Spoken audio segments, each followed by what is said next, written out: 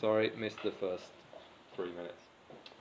Um, so we're looking at the lecture notes for the sort of lecture 3, which are linked from the webpage.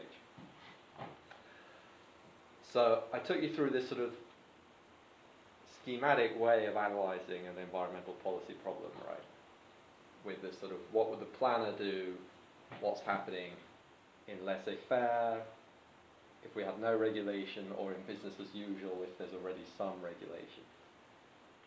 And then, like, what are the differences and how are we going to deal with that? How can we do it optimally? And we talked, of course, about, in the idealized case, you just impose a Pigouvian tax and everything's fine. But things get interesting, of course. If all the cases were like that, there wouldn't be any work for environmental economists. The interesting stuff is when it's not ideal. So then I just take you through that with looking at climate. So what would the planner do about the climate problem? How would the planner allocate resources? And a big part of trying to answer that we do through these integrated assessment models, IAMs. Have you heard of IAMs? Yeah? Johanna said that. Well done. But you guys, no, it's fine. I'm just curious. So we're going to talk a bit about IAMs in general, and then we're going to look at a specific one, which is, some of them are like huge, and this one's kind of tiny. So it's more a nice one to choose to have a look at how it works. Nordhaus, he's the sort of father of IAMs. He shared the Nobel Prize this year.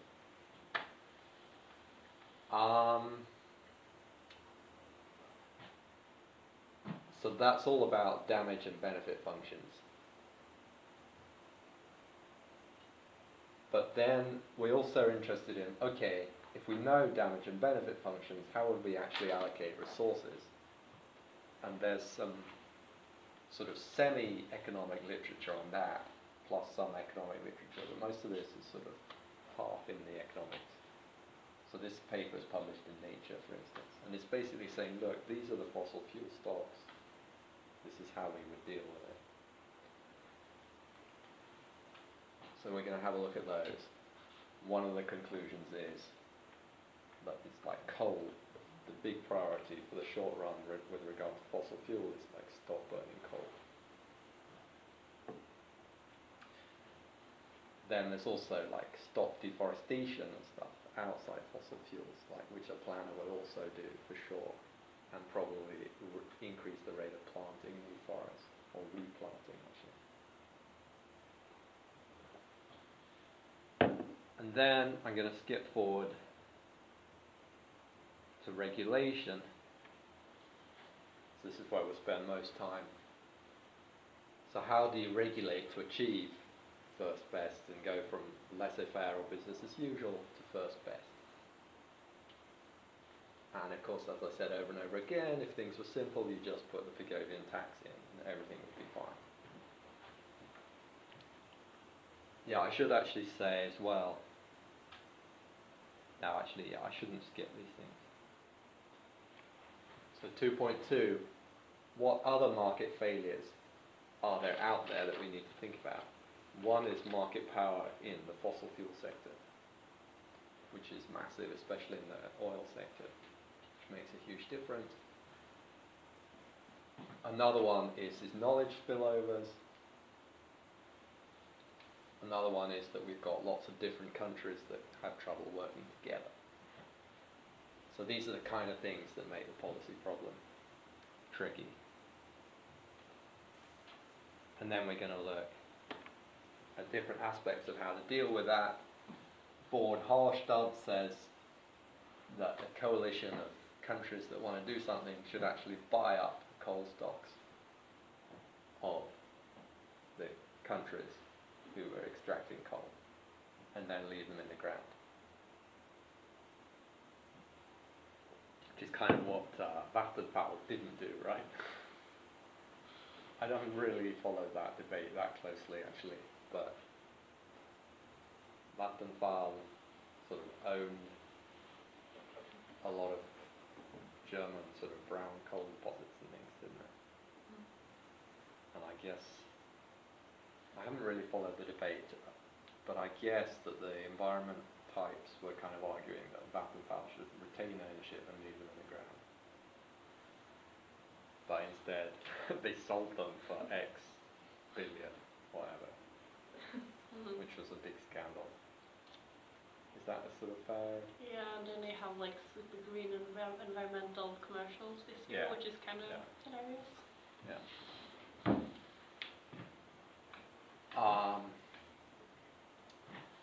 So that's one paper about how you might deal with some of these problems. Then we're going to look at the knowledge problem. So like if we need a lot of investment in new technology, but it's really tricky to subsidize, inefficient to subsidize people to do research because they tend to do other stuff. Or they just carry on doing what they would have done anyway. How do you deal with that? We're actually going to look at a paper by me that was just published among 2 other papers. We're going to look at liability. So in a sort of first best setup, an equivalent thing to a Pigovian tax is just to say that, so Pigovian tax is saying ex ante, sort of before you emit, you know that for each ton of emissions you're going to have to pay this. The liability thing is kind of saying, well, ex post we're going to measure we're going to measure your emissions, we're going to measure damages, and then you're going to have to pay for those damages. And if there's all perfect information and stuff, it's equivalent, because everyone knows what emissions are going to be, what the damages are going to be. It's going to work out exactly the same.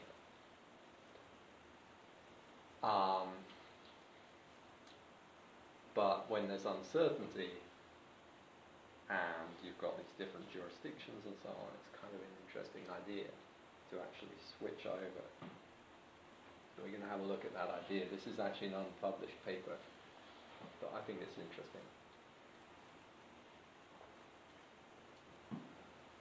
Then we're going to think a bit more about forestry and agriculture and stuff, which is linked to this whole non-point problem that is so hard. It's hard to measure emissions of carbon or indeed sequestration of carbon, pulling it in. And even if you can measure it, there's also this problem of linked with subsidizing stuff. It's like, well, what would they have done if you hadn't subsidized them? Which we talked about in connection with one or two of the problems, I think.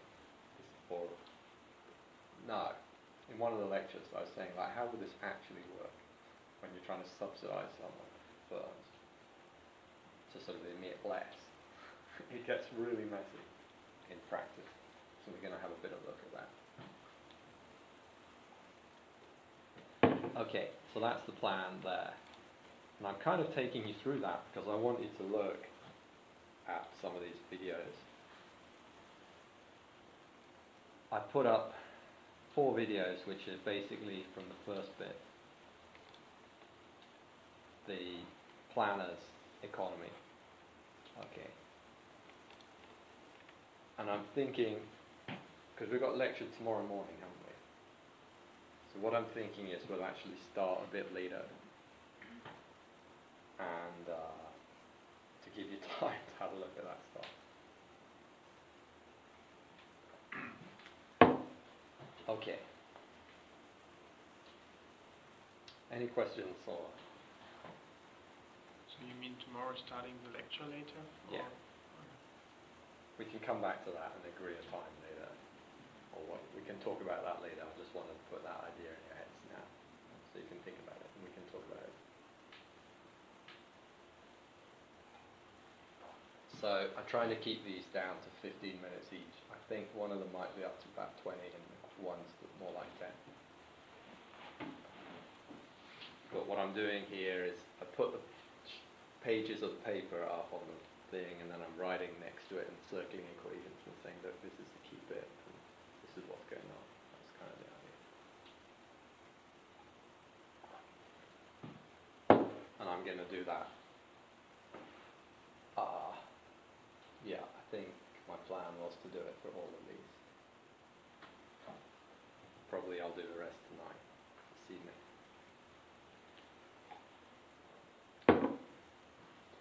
But it would be this stuff for tomorrow, I think. Not going to get through more than that. Okay. Any questions, thoughts, whatever? Did it make any sense? No? Okay. Should we go on to the problems? Yeah, okay. So, what should we do? What problems should we do? How should we deal with this?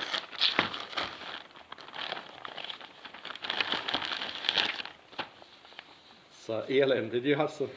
I overheard you saying something. You had a plan and then you forgot it or something. Yeah, I had a note with what I didn't understand, but I lost it. Oh no, and I've not even brought a printout of the problems with me. That's a bit unfortunate. Still, I can put it up on the screen instead.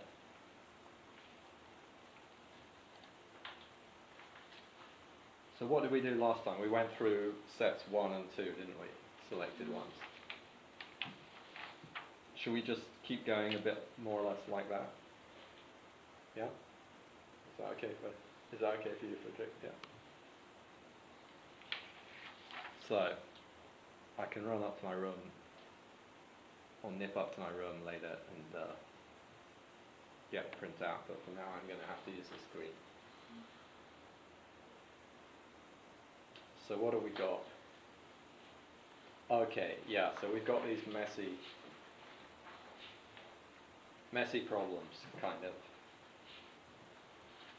We've got these non-uniformly mixing pollutants.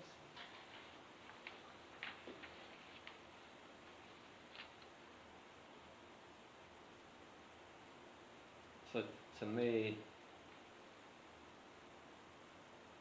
yeah, 3.1, 2 and 4. I don't know how recently you looked at them. I was about to tell you what I think about them, but what do you think about them? Let me go up to 3.1 so you can see, like this one. Does anyone remember what they thought about that? Wow, this is kind of weird.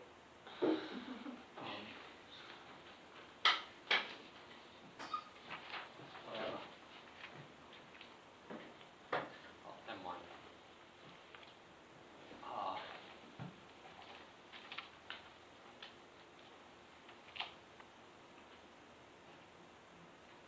Like we talked before when you said, the tricky thing is kind of setting up the problem. What about this? Any thoughts of that nature on this one?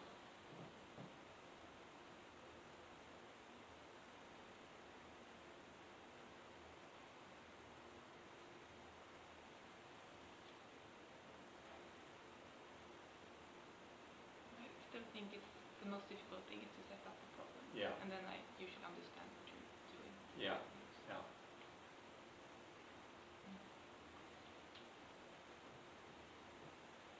So to me, I think, aren't these ones pretty straightforward? Yeah. But I couldn't solve for AE. I think. But In this question? yes. Okay. But maybe I just stopped trying after a while. Okay. Was that like a complicated one? It was. Oh, Yeah. He Oh. said I'm not gonna go through it, but you can read it if you want to. It's Aha. not necessary. you like, And then I tried, and then. Oh, it's loads of algebra. Yeah. Yeah. But Okay. that's not important. To me, it seems like this is pretty straightforward. In like this conceptual thing, especially like setting up the problem. Let's just have a quick look at it and see if we still think that, or see if you agree with me.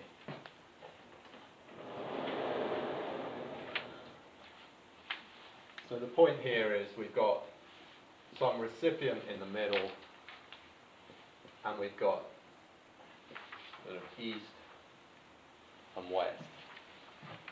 So we've got two sources. So this is obviously pretty stylized. In general, you know, you're going to have sources dotted around and you're going to have recipients dotted around. So it's going to be way more complicated than this. So kind of when you set it up like this, it might be like, yeah, this makes a lot of sense to have a sort of trading ratio and so on. And you could really make significant savings. You know, you could get a lot closer to the social planner's solution. It's going to really make a difference by differentiating the treatment of the two sources. But in reality, it's like, whoa. And there's actually a paper that I'm going to get you to look at later. It's published in the same issue. I only saw it because it's published in the same issue as the paper by me that I mentioned just now, and it's by a really top person. What's her name? Oh, I lost her name. Anyway, a super top person, and it's an empirical paper about exactly this kind of thing. Like, is it worth it doing this kind of stuff? Looking at that empirically in the US. So we'll have a look at that later. But here we've got this super stylized case, and it's really pretty straightforward, I think.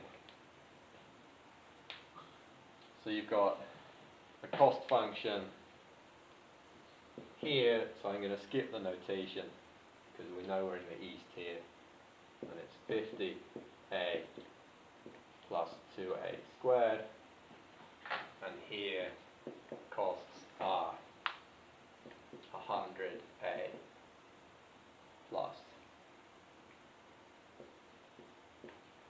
3a squared.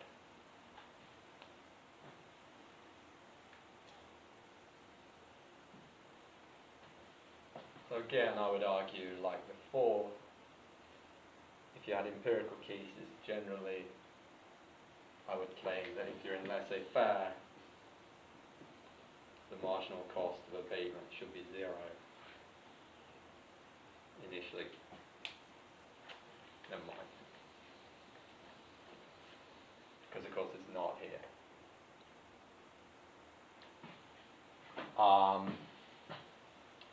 Okay, and then we've got these probabilities, P and 1 minus P. Well, this is P, isn't it? And this is 1 minus P.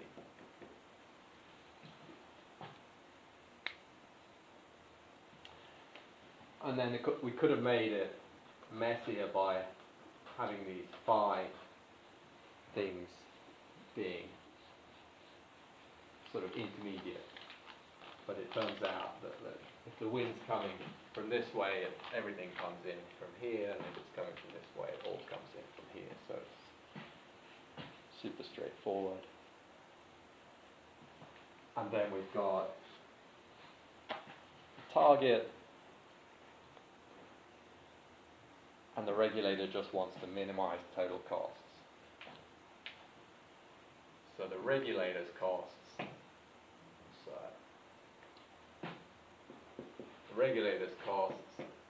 are, maybe I should have had this notation on.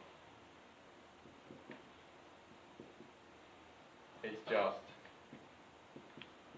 CW plus CE, isn't it? And then we need a Lagrangian for the constraint, don't we? So just give me the constraint. Can you, if you talk to your neighbour or whatever, just to make sure you're onto it, and then once we've got that, I'm not going to go through it yet because I've done it on the video. So So this is just a quick practice now for you, just to... The probability and Yeah. Exactly. Mindre electron. Exactly. It's hard not to listen. Like I heard Yeah. so like it sounds good. So someone give me, I think you've got it right. I mean, it's pretty straightforward. Janina looks like she's Lambda. ready to go. Sorry? Is it does include lambda, right? I don't Right, know. so we can either just write the constraint out and then do it up here, or if you're ready to go to write it straight here, I can do it. It's lambda. Do you want to third in minus? Doesn't matter. Yeah.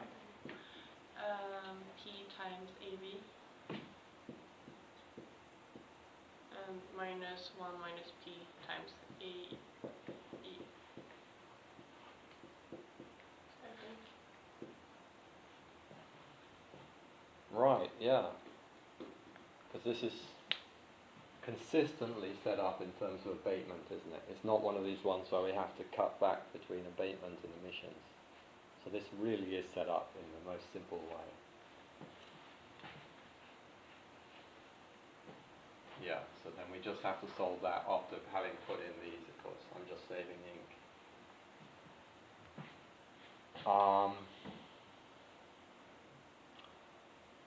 So to determine the cost-effective abatement levels, we just take first order conditions. What are the cost-effective charges? Yeah, so what can we say from theory about the cost-effective charges? Like normally, they would be equal, wouldn't they, on the margin? You should interpret this as the marginal.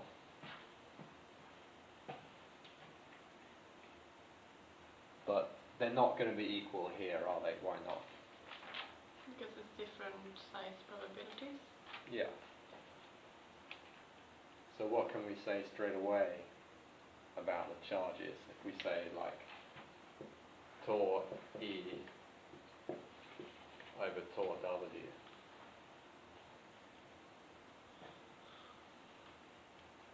We just think about the ratio. P over 1 minus P. Or You're a tiny bit too quick, aren't you? I think. Or is it me?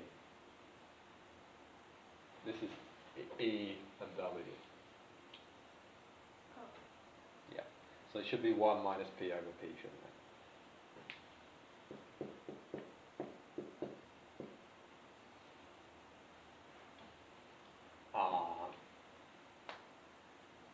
It'd be kind of odd if that wasn't the case.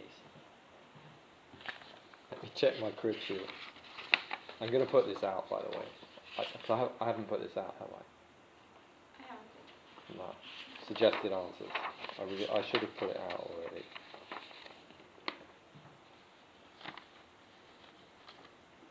Yeah.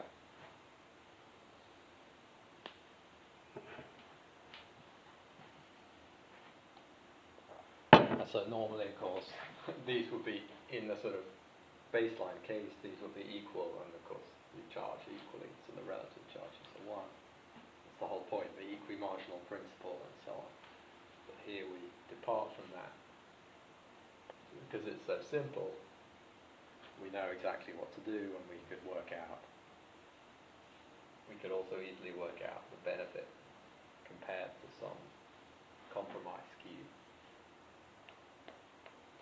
And this is what, what's she called? Never mind.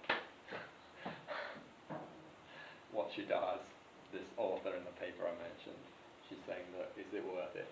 She's thinking about, okay, we've got these extra administrative costs for dealing with it. Okay. So if we were actually going to calculate these, how would we do that? If I just wanted to know tau E, for instance.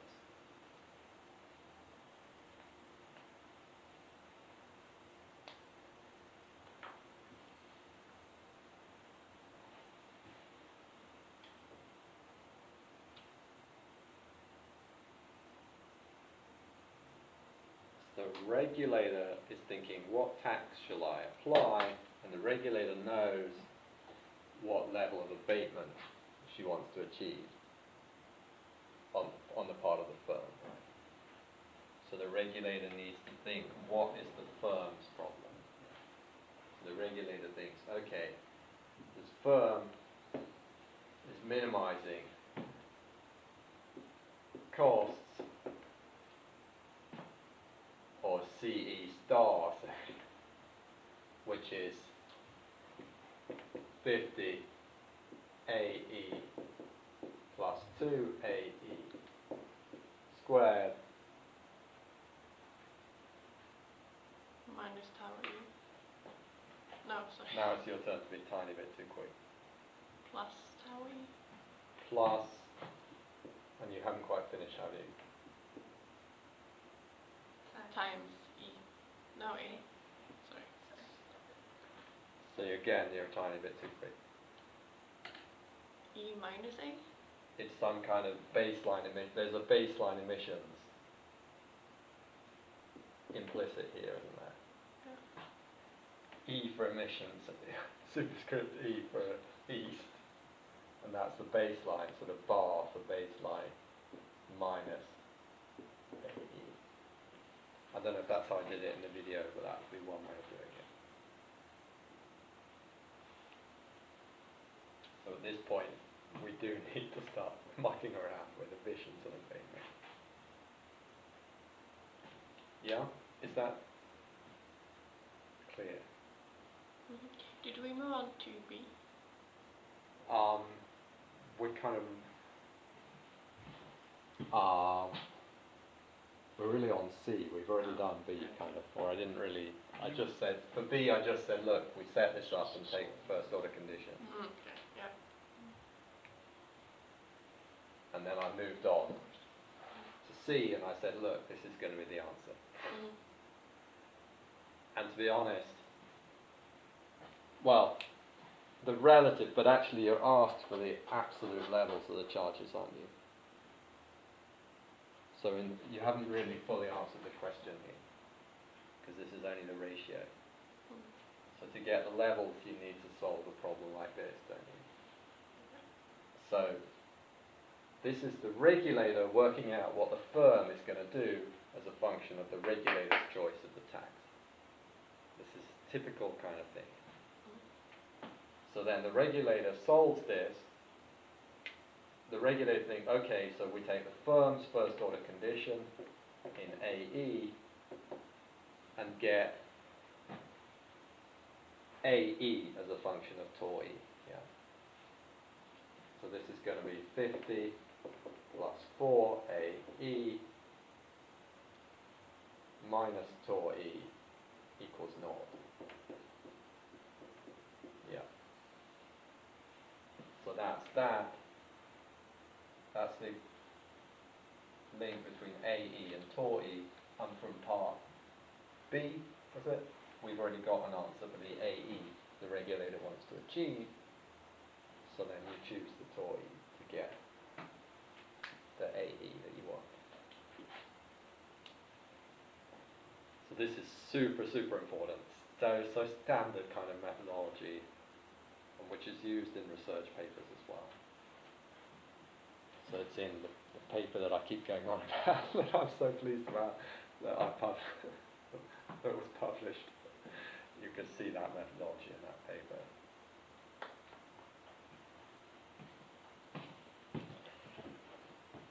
It's not like it's the first paper I ever published.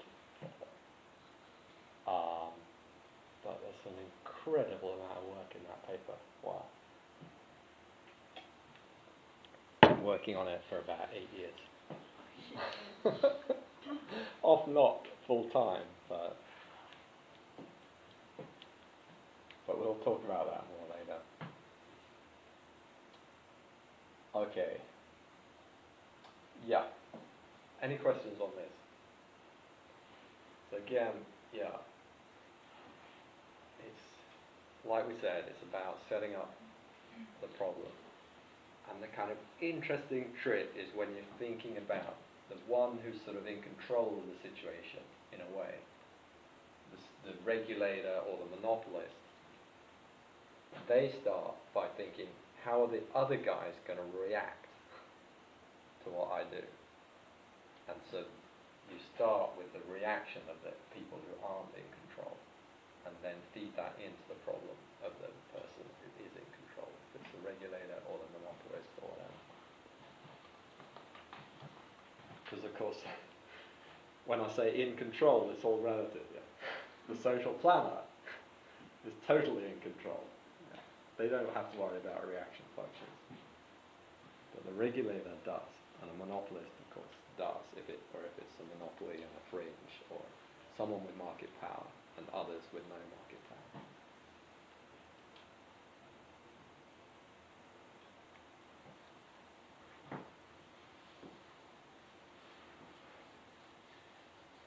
Okay. So what do you say about 3.2? I'm thinking maybe we can skip 3.2. I guess it starts very, very similar to the previous one. Can you maybe B, I think in the video B was pretty short-handled. Can you maybe go a bit more in detail on this? Okay, part B. Okay. Right.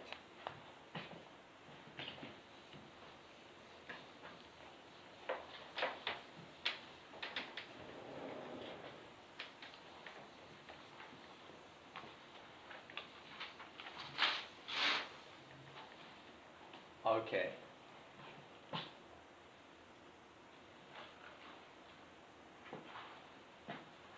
So, determine cost. I've got to do part A, otherwise, if I'm going to do B. So, a regulator wants to minimize sort of total costs, we call them C. So I can't really see very well. Is it 50 plus 2? Yes. 50 AX plus 2 AX squared, is that right? Yes. Plus 100 AY plus 3 AY squared.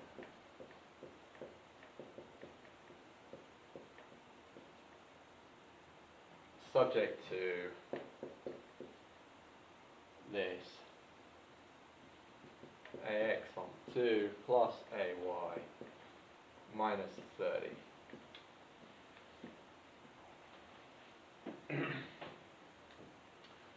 So what's this really? Yeah. So if we think of the east-west thing, basically all the emissions from Y are reaching the recipient, but only half of the emissions for X are reaching the recipient, aren't they? Would be the assumption here. So we don't care as much about the emissions from X. Okay. So the first order condition AX gives us 5 plus 4AX. Oh, let's put a minus sign here instead. Equals lambda on 2. So we'll multiply by 2 and say 10 plus 8AX is lambda. And then the first order condition in AY will give us 100 plus 6AY equals lambda.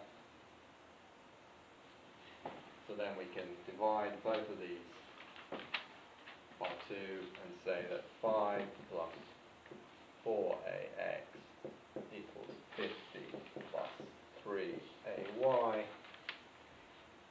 Take that 5 over 45. Okay, so we've got that, and then we've got this.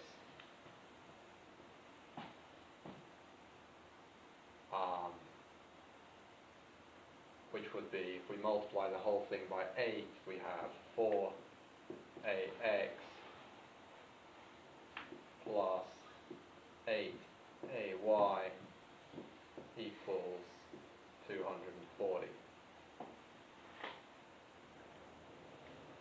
I think that all turned out right. Obviously in an exam you should be being more careful.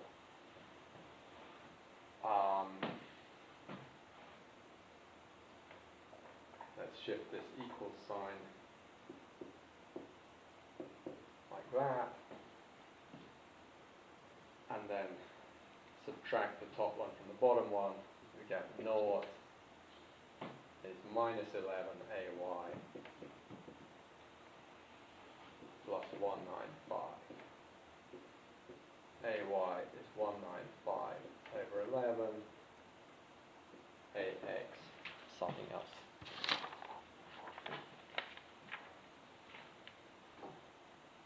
Uh, 64 over 11. Okay, which we get by just sticking the AY into either of these. Yeah, into here, say, and then working with that. Okay. So that was really mainly for my benefit. I don't know if that you followed that at all, but then part B, find cost-effective charges and the trading ratio under a permit market system. Okay, slightly oddly worded, isn't it? Because under a permit market system, normally you would release a certain number of permits. And then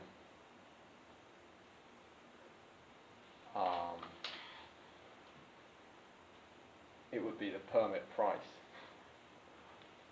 But whatever. That's part of our problem for now. I'm just trying to answer the question.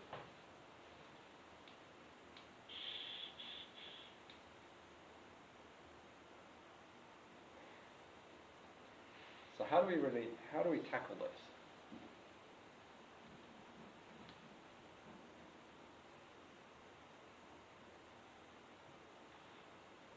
There are different ways you could tackle this.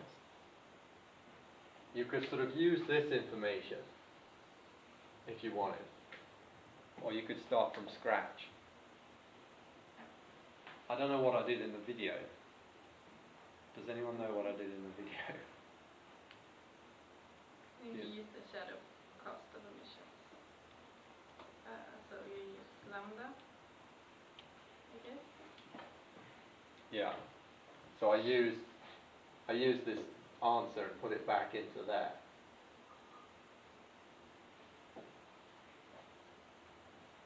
Yeah. So that would make sense. So then, the key thing then to get your head round is what really is lambda.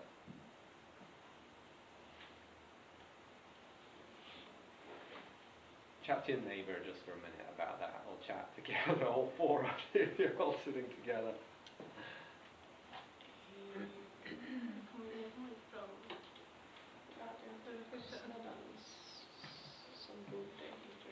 Change of 1 unit of.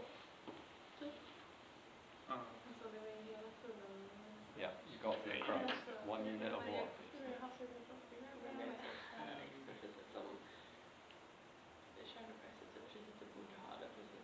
One unit of the bait. By who? And there's another question because does it matter for this? Because Yeah, it does. Det här är egentligen bara marginal. Because abatement by x only gives half the value of abatement by y, doesn't it? It's abatement by y.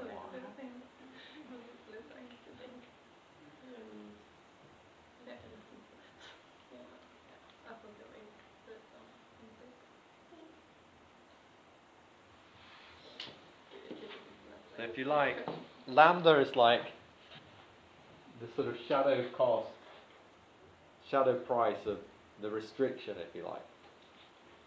Or this is like total abatement has to be at least 30, doesn't it? But what is total abatement? Well, 1 unit of abatement by y adds 1 unit to total abatement. But 1 unit of abatement by x only adds half a unit to total abatement. And lambda is about, it's the shadow price of the restriction on total abatement. So therefore, lambda is the shadow price, if you like, of emissions by y. And that is then double the shadow price of emissions by x. Because emissions by x are only half as damaging, aren't they?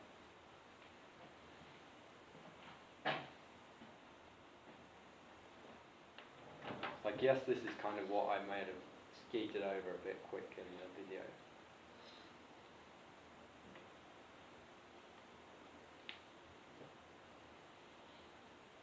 So, what is lambda? It's 8 times 64 over 11 plus 10, which is 100 and, oh, whatever. So what's that? Oh, 480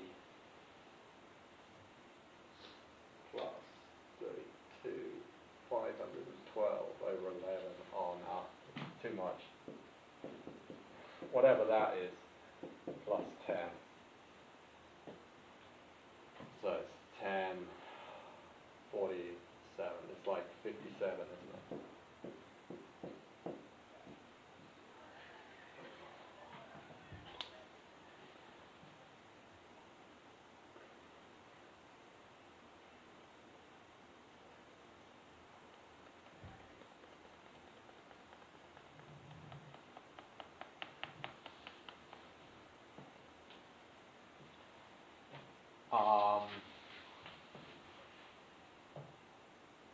Okay, so what's the question? Find cost-effective charges and the trading ratio.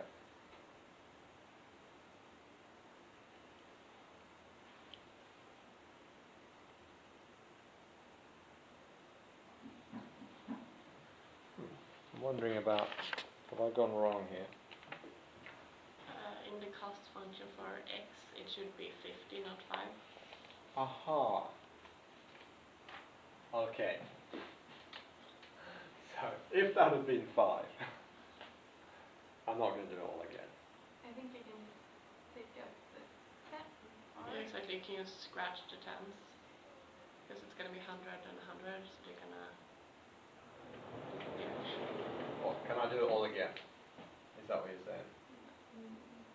No, but in the first order condition, it's going to be 100 instead of 10. Yeah. So when you put them equal, you can take away the 45. Yeah. And this is still right, isn't it? So 11AY should be 240. Yeah. So AY should be 240 over 11, which is like 22 or something. Yeah, okay. Yeah, that makes sense.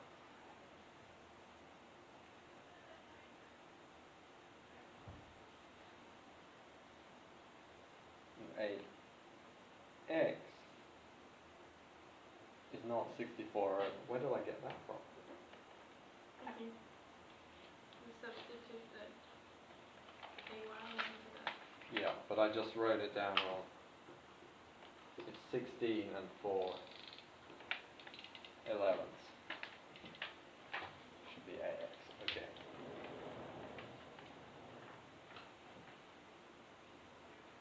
Okay, so lambda is 100 plus 8AX. Okay, yeah, it's all... okay. It's such messy algebra.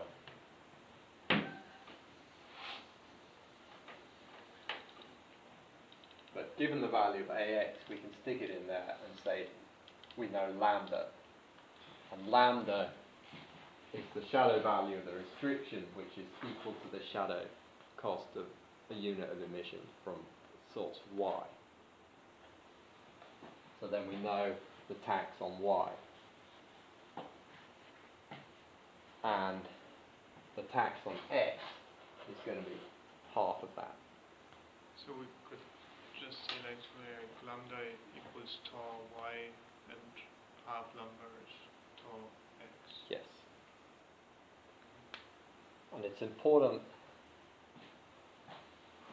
So if you're going to learn anything about theory from this, it's getting your head around this idea that like you're always going to tax equal to marginal damage for each source. Okay. And in the simple setup, marginal damages are equal for each source because the pollutant is uniformly mixing, so they all have the same tax. But if this is the city, and there's one source here and one source here, and only 50% of emissions from this one reach the city, then the marginal damages per unit of emissions from this one will be half the marginal damages per unit of emissions from this one. Therefore, the optimal tax on these should be exactly half of the optimal tax on this.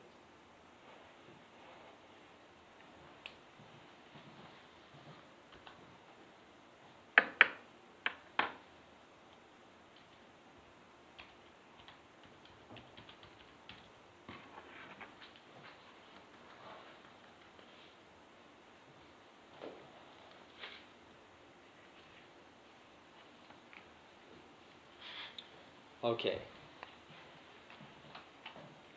Does that help? Yeah.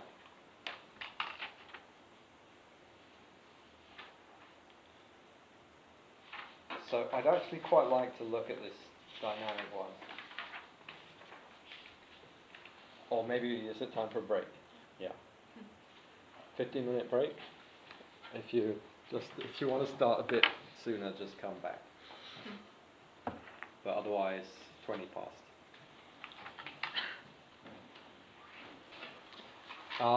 Yeah, so I wanted to go through this 3.3.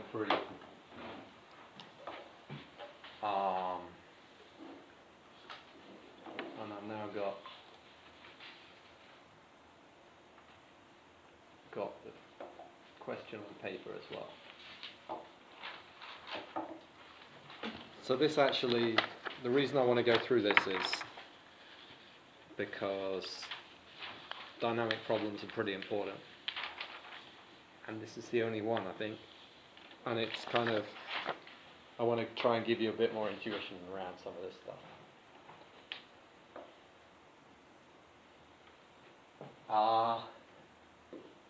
I don't know, what did you think of this problem? Do you remember?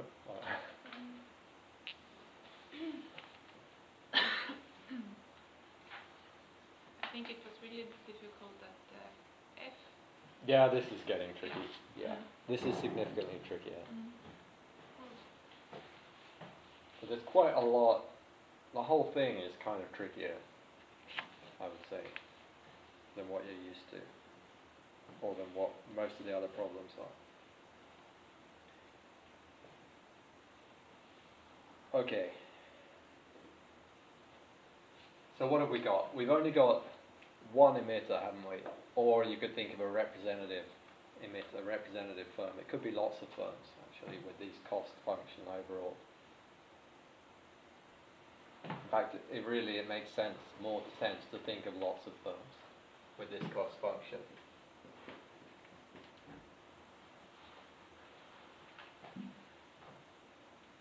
So, costs are staying the same over time, yeah, for the same level of abatement. It's not like it's going to be cheaper in the future or something. And then we've got this stock function, which basically says, look, sum of the last period stock, what happens to it? What's this gamma?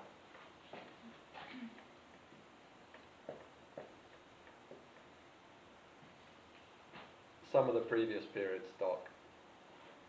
Disappears. It disappears, yeah. Or physically it's probably still somewhere, kind of, but it's turned into something harmless, which is not unreasonable. But then there's additions to the stock. Oh, sorry, I got in my... There's always different ways of setting this kind of thing up in terms of the notation and how you choose to relate one period to the next. So this is previous period stock. Current stock is previous period stock times this plus emissions. This could have been ET minus 1 as well. Neither makes more or less sense than the other. It's discrete time, you always end up with these dilemmas, like when, because things, in reality, some things like emissions happen continuously. So it's like, when do we say this happened, kind of.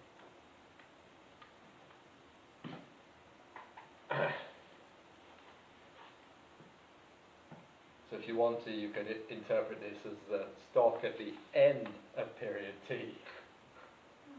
But actually the periods in discrete time, it's not really like that. Periods don't have a beginning and an end, but you could think of it like that. This is emissions during period T, and this is the stock at the end of period T. Okay.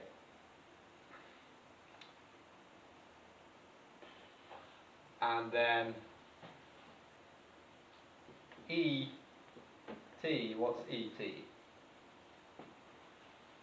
So this is again, this is always so important to get your head round. As soon as you've got a problem with abatement and emissions, how do they hang together, so to speak? E minus A. E, like E bar or something, isn't it? I don't know if we're even told, yeah, we're told an E bar, aren't we? But we're not, yeah. We're told there's something called E and there's E bar, which is the sort of baseline. And we just need to make sure we've got that clear in our heads, this relationship, yeah.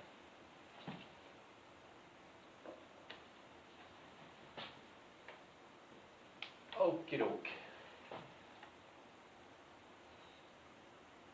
And we've got a discount rate and a decay rate. So we've given numbers for this stuff, basically. So, then we're told there's a binding restriction on the stock at the end, so to speak, of period 2. And we know the stock at the end of period 0 coming into period 1, so to speak, is going to be 1 minus gamma times that. But we're told there's a binding restriction on the stock at the end of period 2. So how are we going to... What do we do?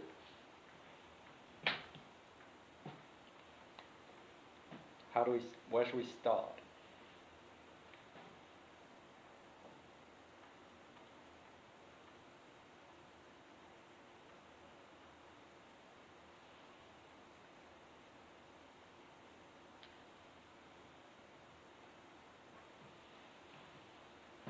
Quite tricky, really, the way this question's set up. As usual, I can't remember how I did this in the video. You could do it in different ways. I think you did it with 2 restrictions. Yeah, we're definitely going to need 2 restrictions. But what are we maximising or minimising or... Abatement. So we're choosing abatement. That's our control variable, isn't it? But we need to decide. There's no right or wrong answer to this, but we need to, well, there are some wrong ones. We need to decide, like, what optimization problem are we going to set up? That's the thing. This is like the key step, isn't it, of it? Setting up the optimization problem. So it's like, are we going to sort of maximize profits, or how should we set this up?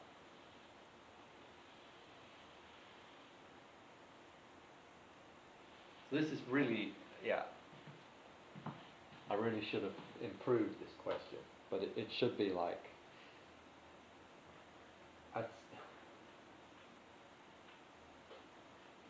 assume the social planner has a binding restriction on S2. ratio of abatement rates in the two periods will the planner choose? Would be a better way of phrasing that question. So if you think of that as the question, so we're setting up a problem for the social planner, aren't we, in that case? I think you minimized the abatement cost for each period. Oh, you were so right until the end. No, but like you put in both the first and second period in the Right. minimization Yeah, problem. okay. It was just a bit unclear then what you meant. You want to minimise the total abatement cost, Yeah. or the net present Yes. value of abatement costs, while achieving the target. That's what the planners, if you think of the planner, think someone's told the planner, look, the optimum is to have S2 equal to something, and then sort this out in the best possible way. So the planner is going to think, okay, how shall I allocate abatement to minimize abatement costs while achieving the target? Okay. So again, it's like, this time you've got to put yourself into the head of the planner. I talked earlier about like the regulator putting herself into the head of the firms, but here it's just you pretending to be the planner. And you're thinking, okay, I have to achieve this restriction, but I could do that easily by just choosing high levels of abatement. But that's not answering the question, because I want to minimize costs while achieving the restriction though. So I want to minimize C, which is, so, yeah. And what's C? It should be like A1 squared plus A2 squared, right? You need to discount for A2. Good. So what do I add to this? You divide it by 1 plus R. Is that what we've got? Yeah, we've got an R here. Good. Very good.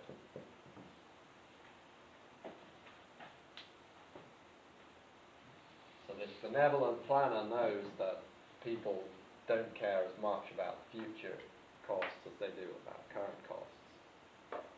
So therefore she discounts future costs per period. Okay. Subject to the restriction that S2 is less than or equal to S2 bar. Okay.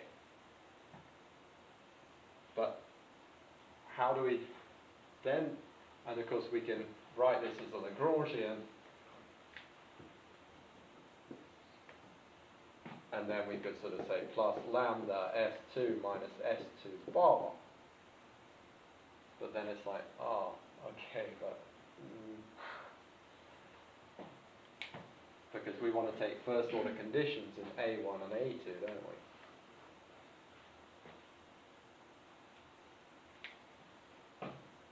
So we could almost say it's like lambda 1, oh no, that 1 looks like a time subscript now. Lambda plus mu. This is not how I did it in the video, but this is just plus mu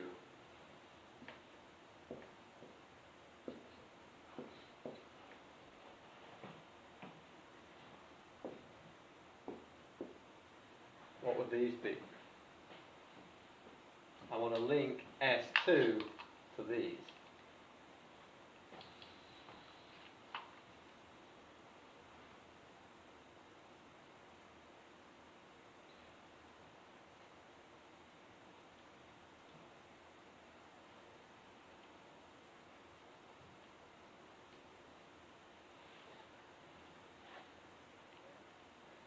Stock levels, including abatement.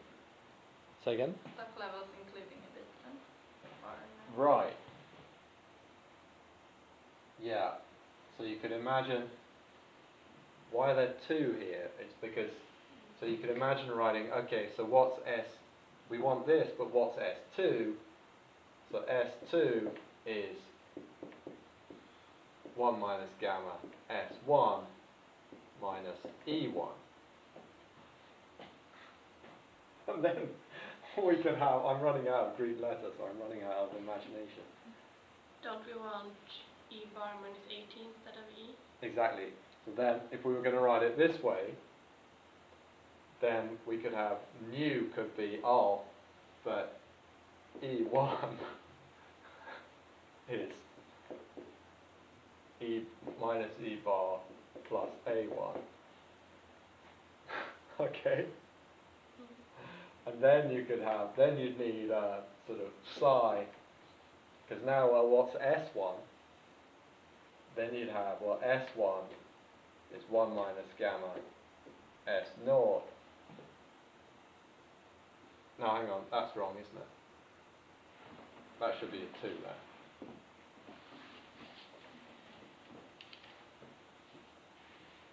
You need to, you need to keep an eye on that. It's an easy thing to get mixed up with, like I was talking about before.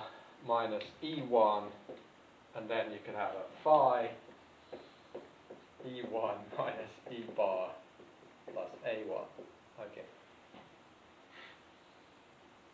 So these are all Lagrange multipliers. But in practice, what are we going to do instead? Generally with Lagrange, you can always substitute in stuff instead. You can get rid of a multiplier and substitute in to the main equation, right? Do you mean, do you get what I'm talking about? Johanna does. Well, let's just do it for example here. How could we get rid of this? So this comes from the fact that S2 has to be equal to S bar. But I don't want this. This is just pointless. But I can't, if I get rid of it, I have to do something else somewhere else. Right? Where? Talk to your neighbour.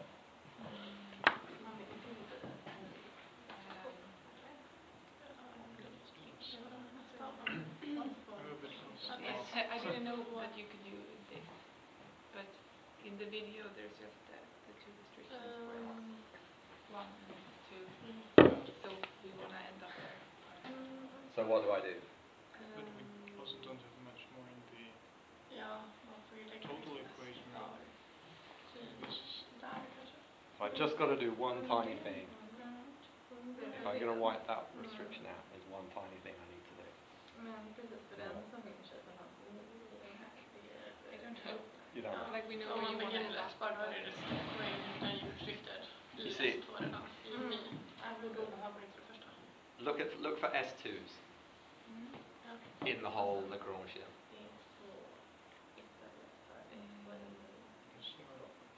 One. There's one S2. And we know that S2 should be equal to S bar. But I've just wiped out that.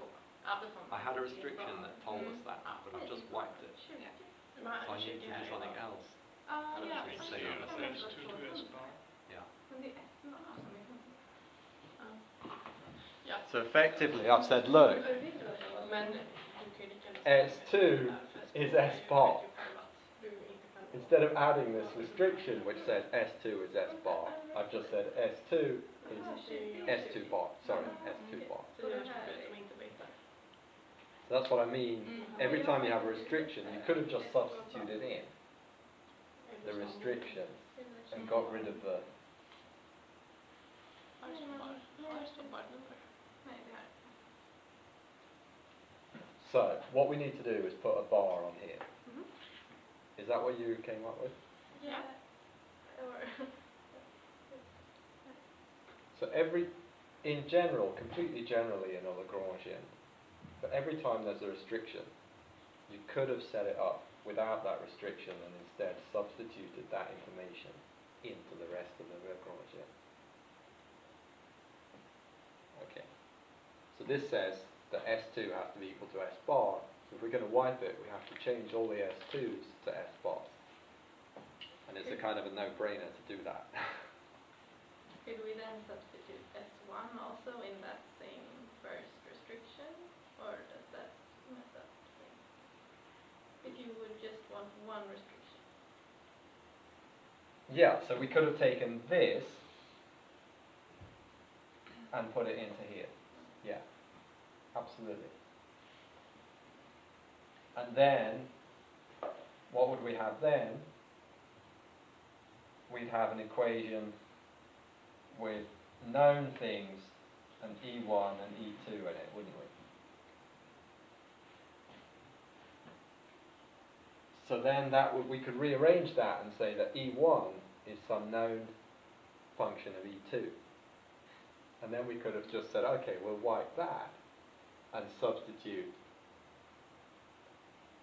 for E. This is E1, isn't it? So if we're doing this in terms of E's,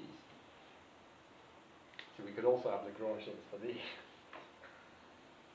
Yeah, you could have any number. So what was this? A1 is E bar minus E1. And A2 is E bar minus E2.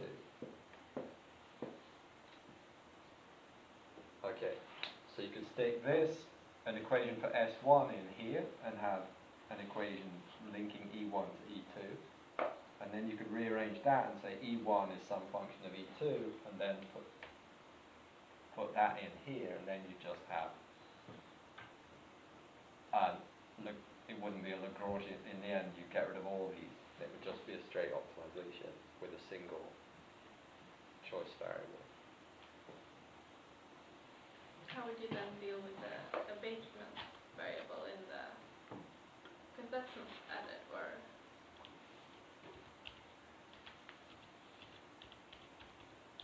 So the thing is,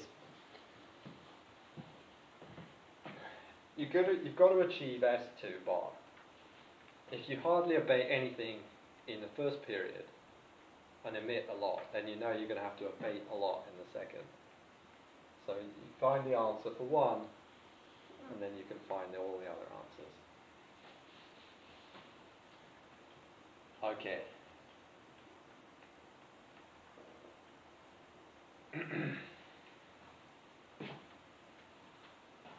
Aha, okay, yeah, I've switched things around here, but whatever.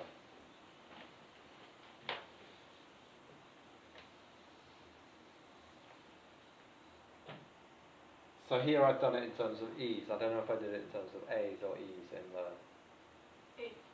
A's, okay, but it doesn't make any difference.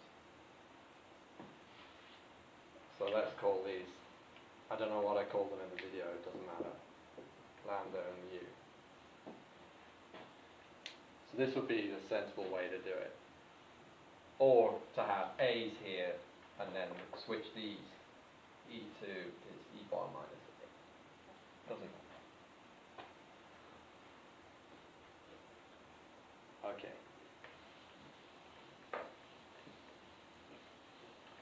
So that's a bit of general stuff about Lagrangians.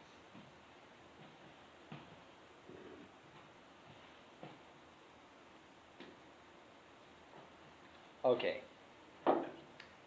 Then when we do the math, I'm not going to take you through the math. Just, first order conditions. In this, now that it's E1, E2, and we'll take conditions in the condition in S1 as well, I guess, here, won't we?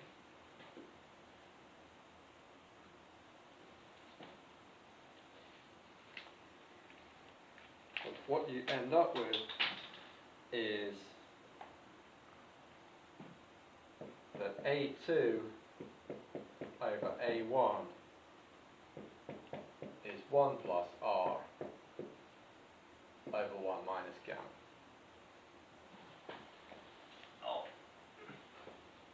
So what is going on here?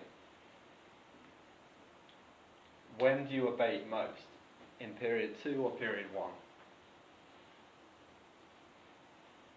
Period 2. Period 2. Why? Because it's in the future, we care more about now than we do about the future. That's this bit, correct? Someone else, what's this bit?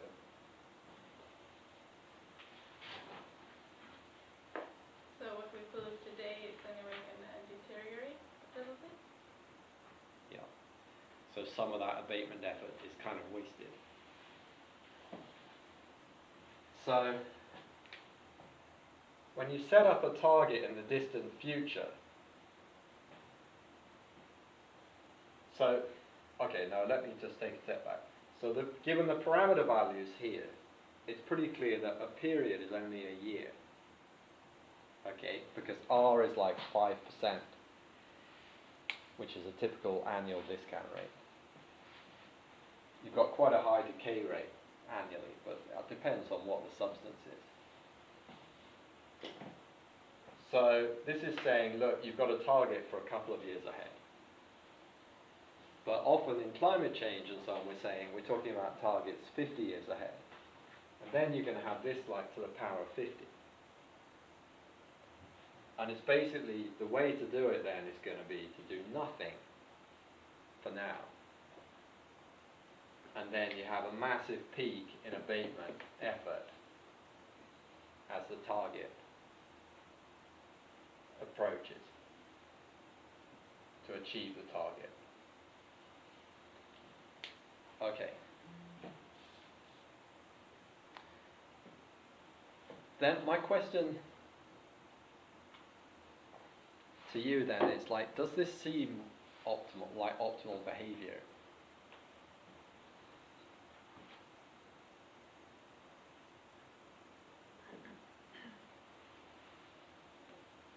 Well, it haven't worked so far. Well, Or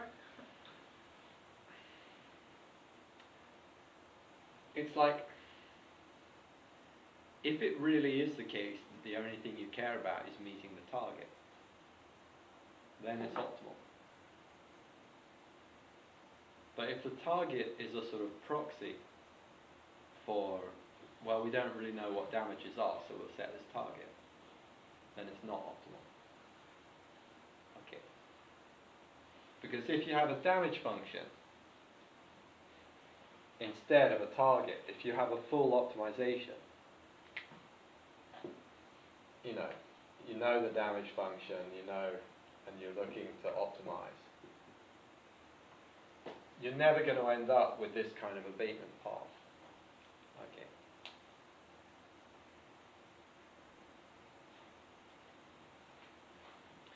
So this abatement path is a kind of, I can't find the word. It's a,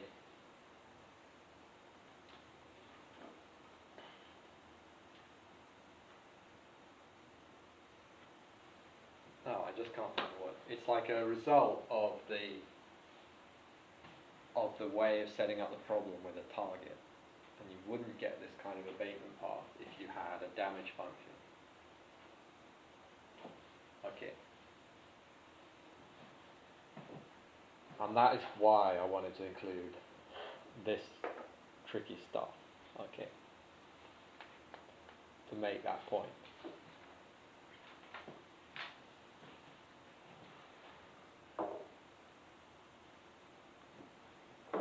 Basically,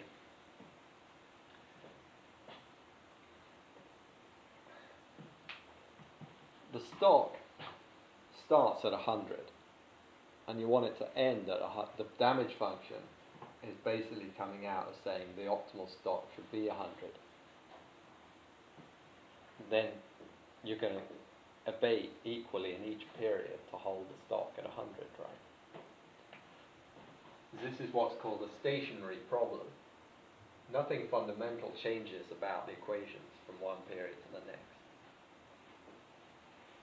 So you're basically going to act the same in each period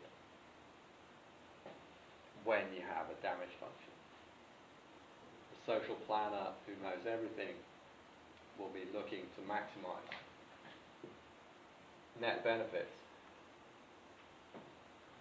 and will not adopt this kind of path, delaying everything until close to the target and then having massive abatement efforts.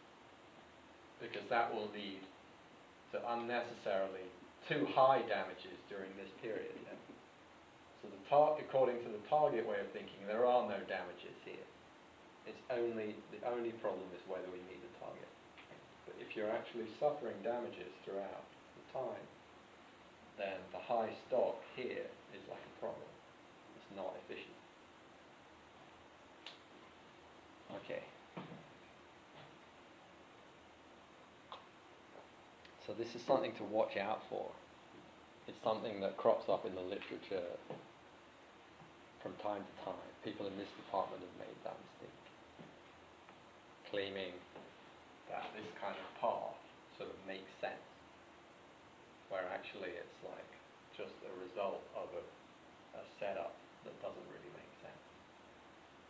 It's the correct result given the assumptions, but it's not something you could recommend to a policymaker if the policymaker is wanting to maximize social benefits.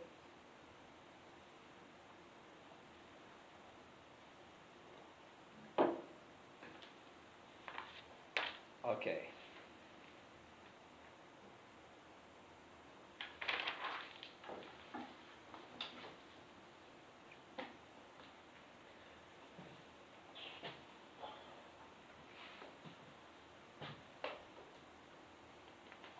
I don't know if I want to go through this. It's like, I mean, it's not that it's that hard, but I'm just not sure it's the best thing to spend our time on. I think let's do other stuff that's more central, if it's okay for you guys.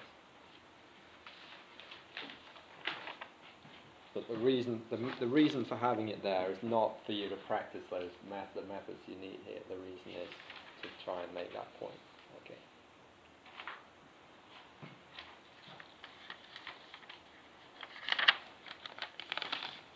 Yeah, because we really should have a look at uncertainty.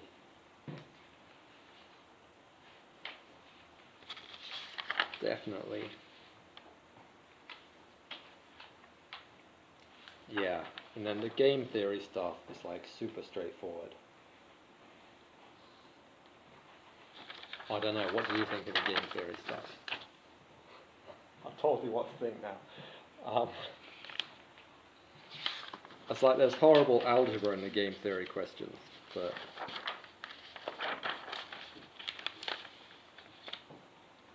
or maybe, I don't know how many of you got to those on the videos, or how many of you have got to those.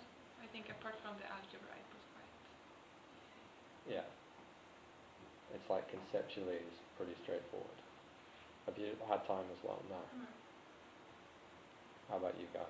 I just finished 3.4. Right. I've watched it but didn't solve it myself. Yeah, cool. Yeah.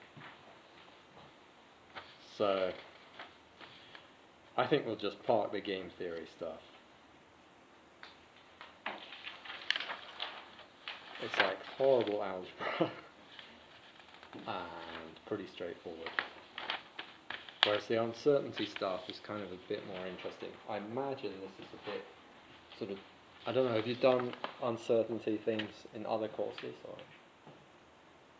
Yeah, you have? Okay. Okay, so that's not too hard either, perhaps. It's just like dealing with maximizing expected utility and things like that. That's nothing new. No, I've done it. Okay.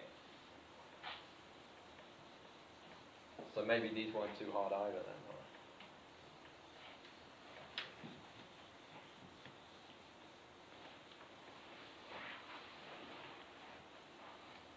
Should we have a look at the first uncertainty one? It's like 3.4 is like really straightforward, I think. I don't want to go through that.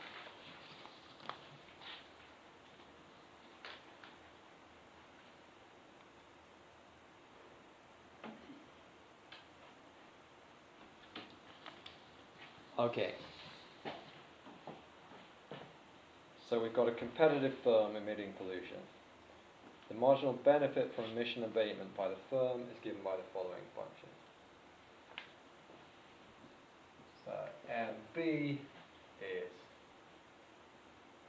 B1 plus B2A. The marginal cost is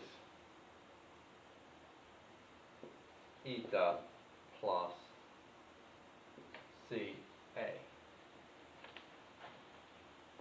where eta is an abatement cost component. And we can integrate these and get B1A plus B2A squared over 2 and eta A plus CA squared over 2.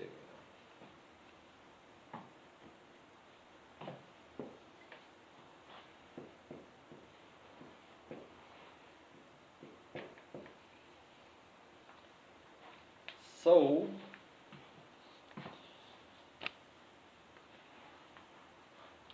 how do we find first best abatement in general? Have a chat to your neighbour about that. Let me think about it as well on my own.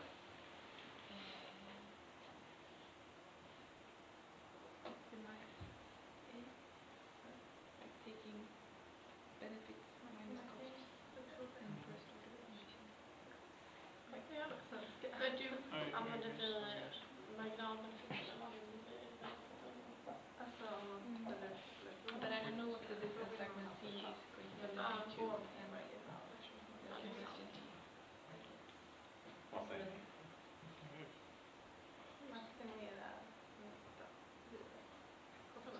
Oh. So it's going to be maximising B1 plus B2A minus CA minus. No. Those are marginal things, aren't they? So we want to maximise the B minus C, don't we? Yeah. So I almost fell into the trap there. It's these ones. We want to maximise B minus C, don't we? So let's call it something, let's call that pi B of A minus C of A for the moment, if we're treating A as known.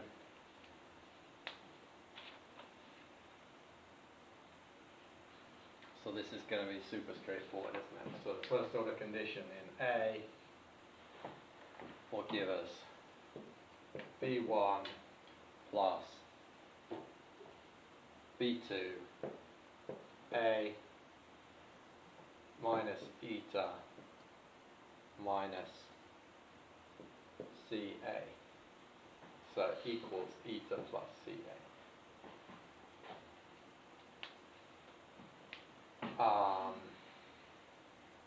So which is bigger out of B2 and B2 and C? We don't know. But we know that eta is less than B1. Okay, so let's take that over. B1 minus eta is C minus B2 A. Did I get that right? I think so, yeah. So A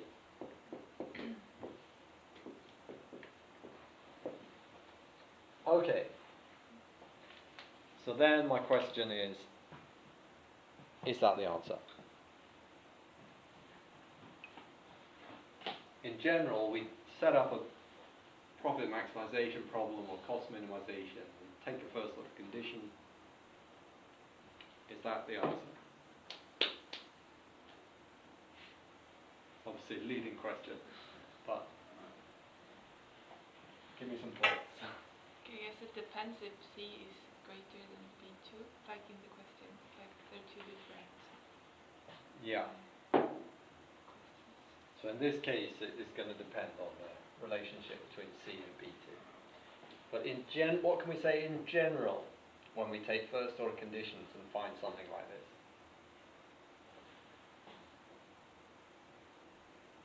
What have we found?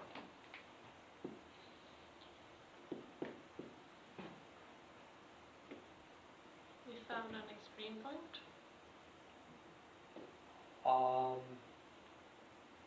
Can you say that? I suppose.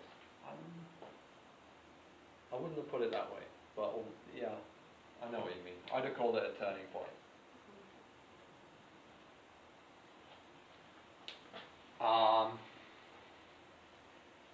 And we've also, this shows there's only one turning point. So we found the turning point. And it's internal, isn't it? It's not at a corner. It's a sort of internal turning point. But we don't know whether we've found a maximum or a minimum in general. In general, we know we found an internal turning point. But we don't know whether it's a maximum or a minimum. And in general, if there are multiple turning points, it could be that it's a maximum, but still not optimal. Okay. If there's only one turning point, then it has to be optimal, yeah. If it's a maximum, and if we're maximizing. But if there are multiples, then it could get even more tricky. We need to think about corner solutions as well. So in general, we need to think about A, is this a maximum? And B, even if it is it optimal?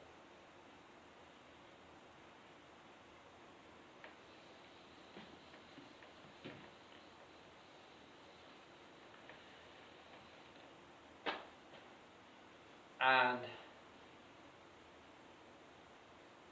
there are different ways of dealing with this, more or less rigorous ways.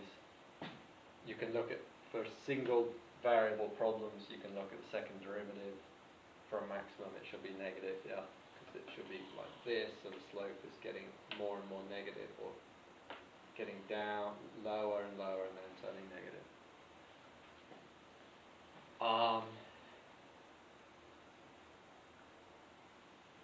But you can also just look at the problem and think about it a bit. And that's what we're going to do here. So what have we got here? We've got profits and we've got A. And profit is benefit minus cost, isn't it? And what are benefits? It's B1 plus B2A. So what's B1? When A is 0, benefits are B1, aren't they? So that gives us a point here. And then what's the slope of the benefit curve?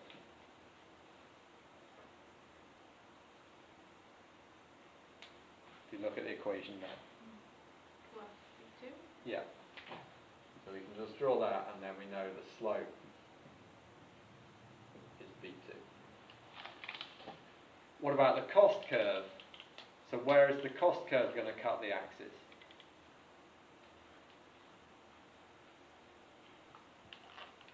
Zero? No, I don't think so. Or am I? No, not at 0. No. This is the cost curve.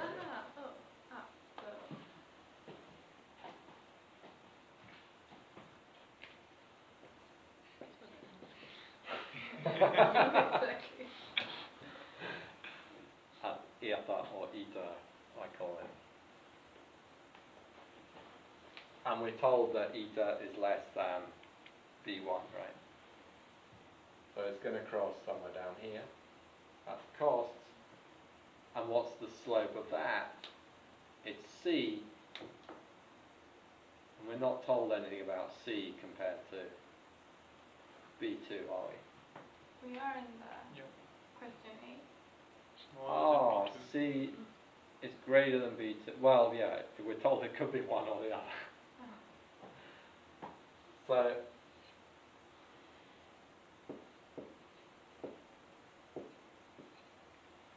So So this is C less than B2, isn't it?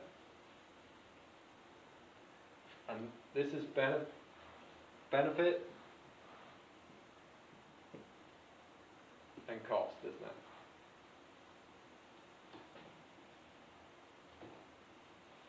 So what's the optimal abatement here?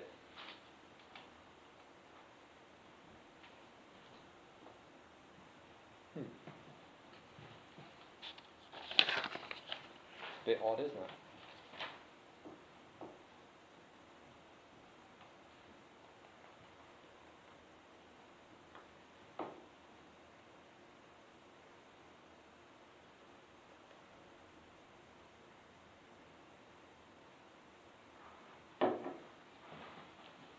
So how much should we abate according to this? The more we abate, the higher the marginal benefit will become. Yeah. So as much as possible. So we want infinite abatement. I guess we're not really given the information in the question, but presumably you can only abate as much as your baseline emissions. So you'll abate all your emissions in that case. You won't emit anything. Which might sound odd, but it's not odd at all, is it? Remember we talked about technology choice and so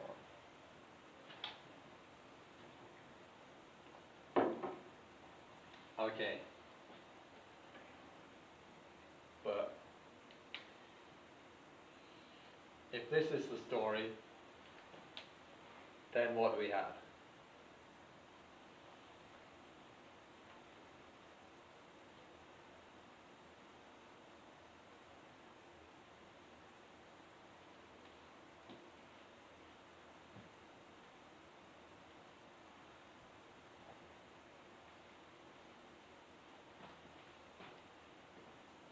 We should stop abating when the marginal cost is larger than the marginal benefit. Or when they're equal. Or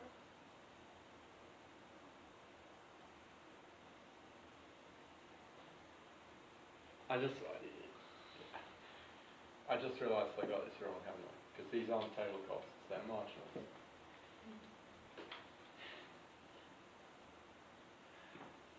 So you're right, this is the solution here.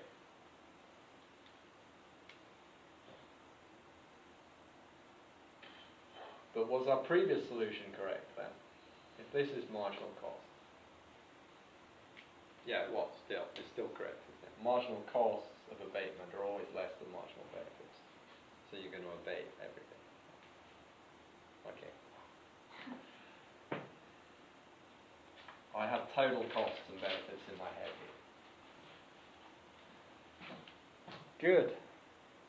So this is that solution, isn't it?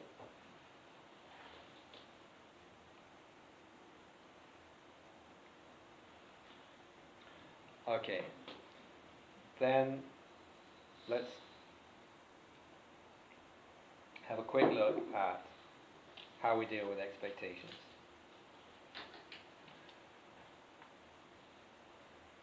So C is greater than B2, which is this case, isn't it?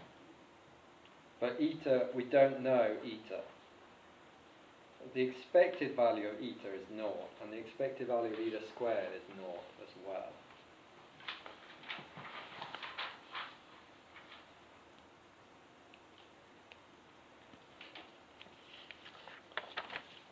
So what's first best abatement? If you know eta, then this is first best abatement, isn't it? The question's a bit unclear, but I think this is what the person who made this question up is asking for. I've kind of tried to make the questions clearer. I've changed them quite a lot, but there's still things when I read them now I think, But this must be what they're after, isn't it? So it's just this. Okay, again. But what is the level of A that maximizes expected social welfare?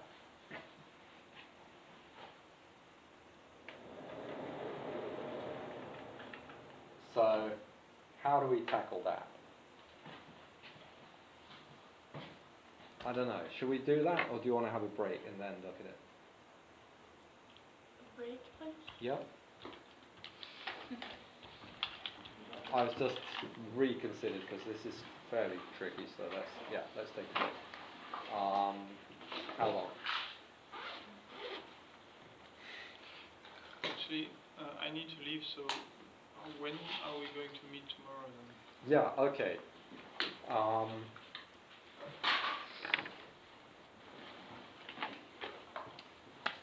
Good question.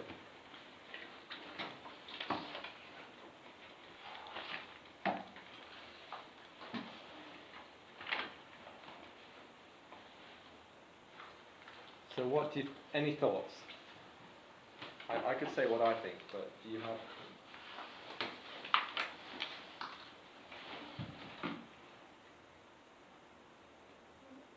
I don't have anything in the afternoon, so for me it doesn't matter.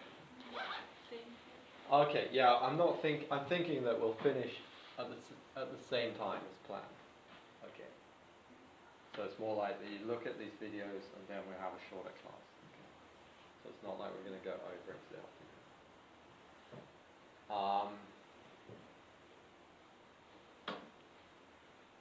So maybe we'll just do.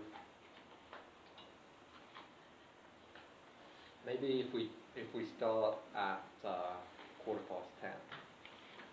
so we then have time for 2 sessions. So that gives you a bit of a chance to look at the stuff.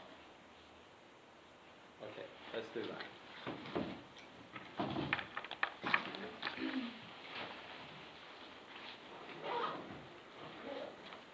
And should we take 10 minutes now?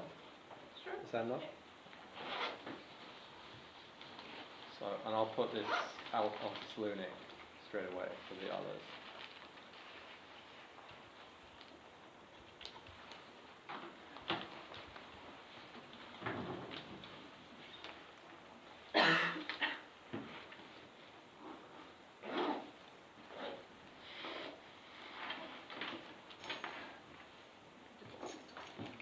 Va?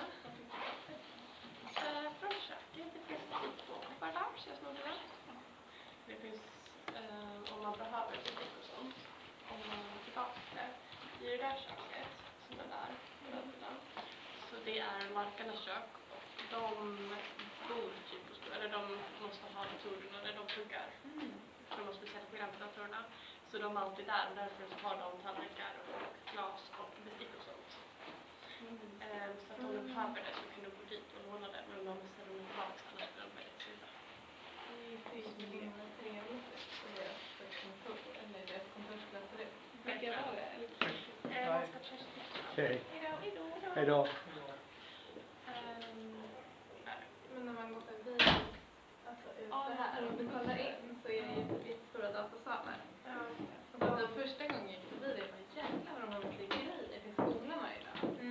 Men de har typ som egen skrivbord antar jag. För de har så sjukt mycket. Jag tror att de i alla fall alltså de går ju in där och så sätter de sig och så har de den datorn hela dagen. Om de inte alltid har en dator, det vet jag inte. De är ganska bra platser. Och de pluggar i 5 år, så jag vet inte om de kanske har egen plats. Men de kanske lägger platsen när de går kursen eller någonting. Jaha, ja. Men jag tror att de fattar jäkligt mycket saker varje dag. Så. Ja. För de brukar inte det brukar alltid vara larkare här typ. Om man har varit på kåren så går man förbi och så sitter folk där inne klockan 9 på kvällen. Ja, jag har också sett dem fel.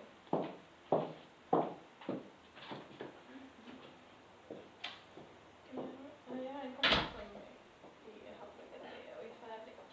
Det var jättemysigt. Ja. Eller hon ser på Nacka kommun och gör deras tackar. Så himla. Jag vet inte, men hon är så här mysigt som person också. Det kanske är Ja. hon blir så extra. Man går runt i parker och har visioner för hur det ska se ut. Ja, men exakt. Ja, eller så här. Det ska vara lite här. Så det här nya bostadsområdet. Det låter ju väldigt nice. Ja. Utan att veta allt vad man exakt gör. Men Nej, det är säkert inte bara en liten park och sen röstar man och bygger. Jaha, nej, det är allt. Ja. Också så här, jag tror de gillar växter och sånt. Ja. Alltså. De har ju park eller någon här borta har de dels något färdigt.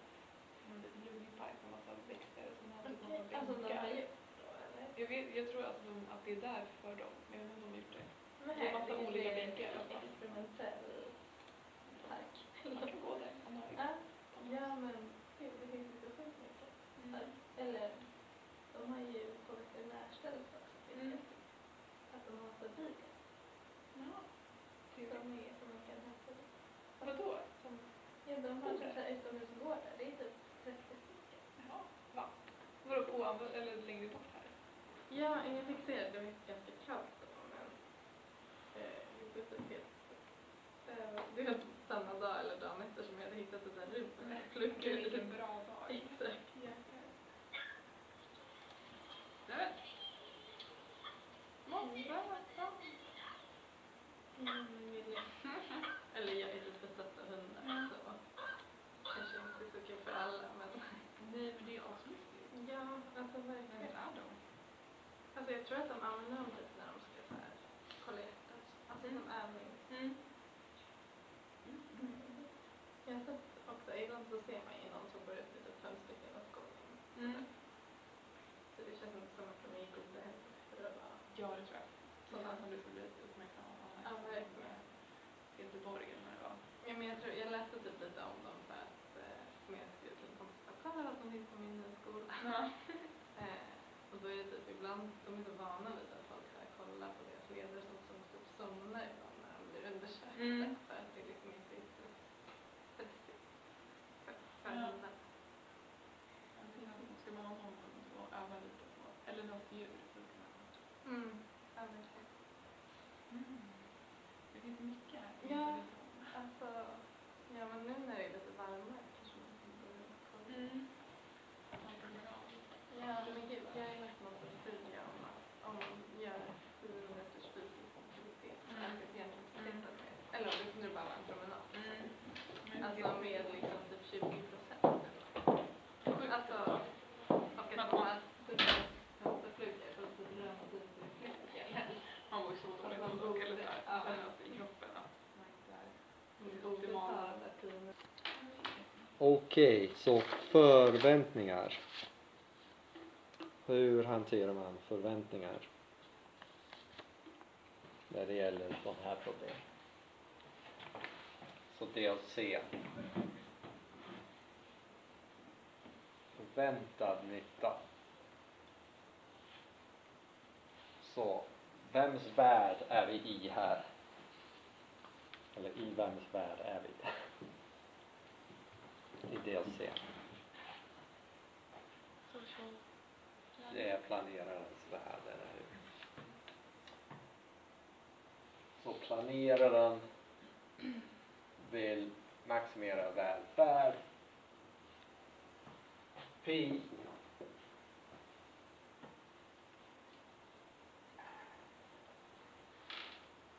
men det blir förväntad pi, eller hur?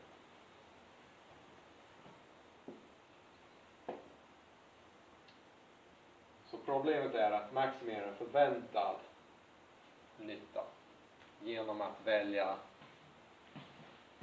A.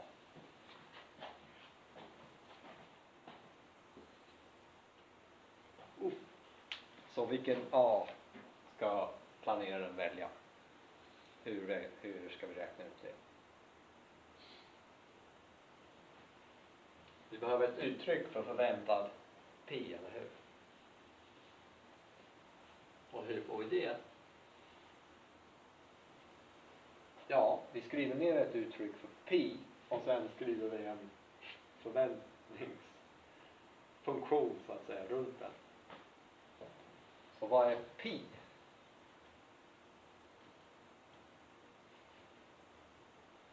Det är det där högst upp, eller hur? Så det är väl, rätta mig om jag gör något galet här, men det borde väl vara så här, va?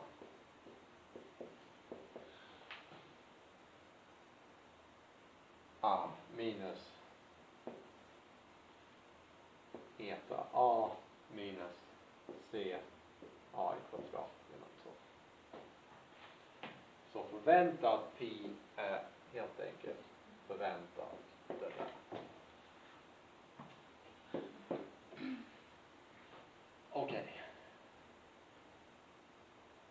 Så det här kan vi skriva om, eller hur? Förväntad B1A, vad är det? Ja, och så vidare.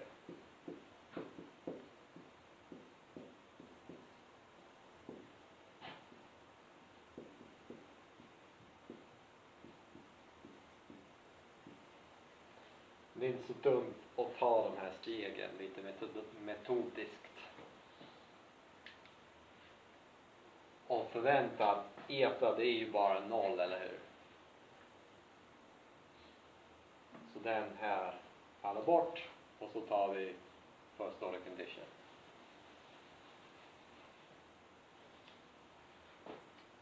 Och får ett svar.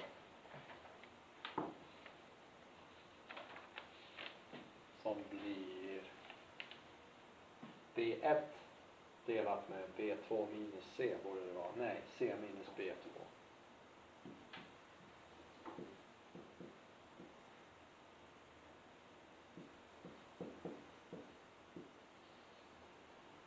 Okej. Så sen från det här så tar vi first order condition. Eller?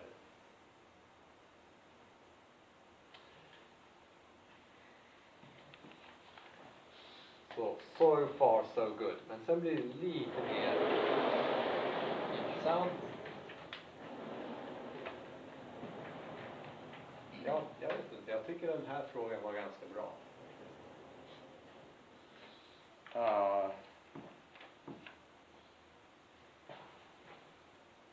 Vad har vi? Så nu skatten, ja. Del D. Så vems värld är vi i nu?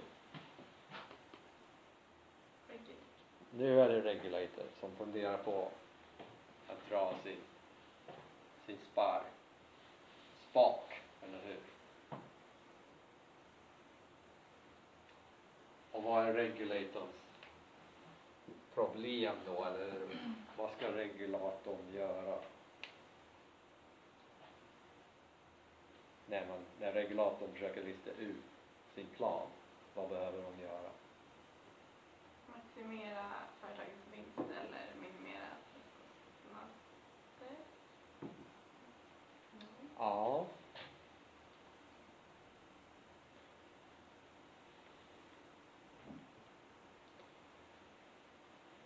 Ja, i det här fallet, jag tänkte att svaret skulle vara att det var att sätta sig in i företagens problem.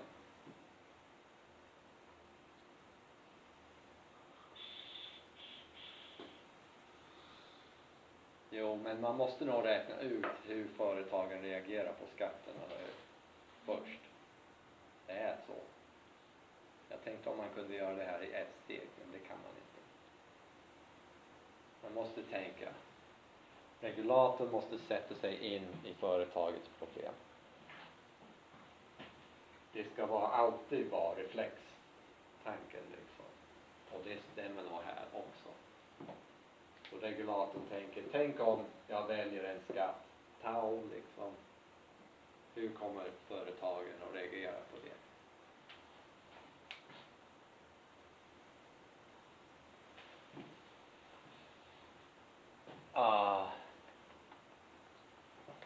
Och hur kommer företagen att reagera på det? Om vi går upp högst upp på frågan, ni ser inte det, men assume a competitive firm emitting pollution. The marginal benefit is blah, the marginal cost is blah. Så vad är företagets problem då?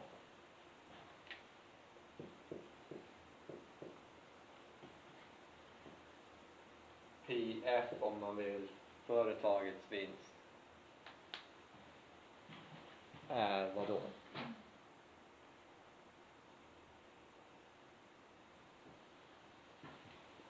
Det är väl också benefit minus cost. Ja. Så det är inte de där marginala grejer, eller hur? Det är ju de vi får när vi tar first order condition. ja.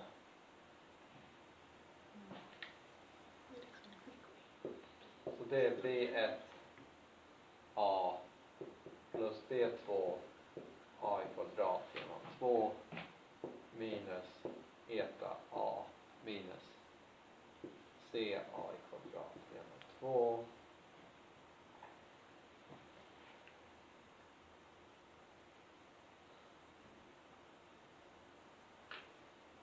minus tau är tak minus A.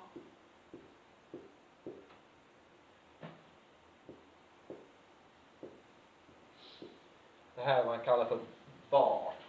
På engelska normalt säger man liksom i bar. Det är som en stång liksom. E-stång. A.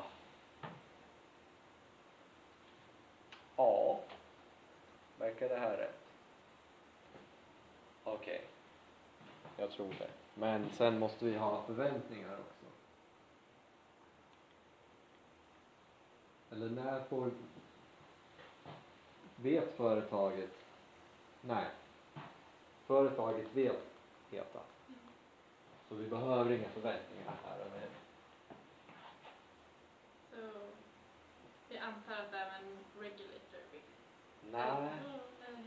Men regulatorn har satt sig in i företagets huvud och det här är för det som företaget ser för sig liksom. Så regulatorn vill veta hur kommer företaget att reagera.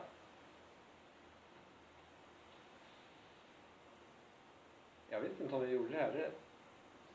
Tänkte jag så på videon? Jag tror inte det. Men så här borde man nog tänka. Får jag tänka till en extra gång. Jag tror inte jag tänkte så här på videon, men det gör ingen skillnad.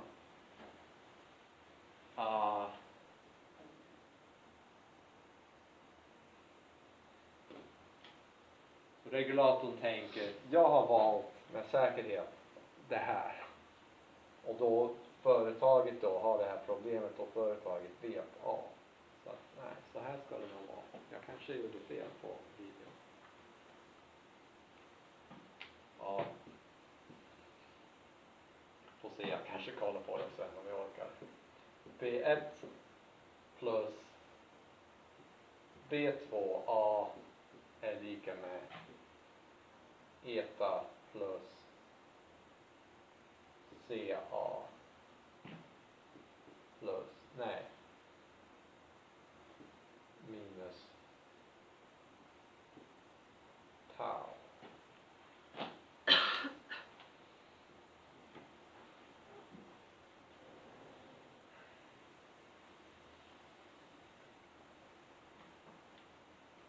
Så vet vi vilken är större av de här två? Är det inte så här? Eller nej, det är tvärtom va? C är större än B2. Ja.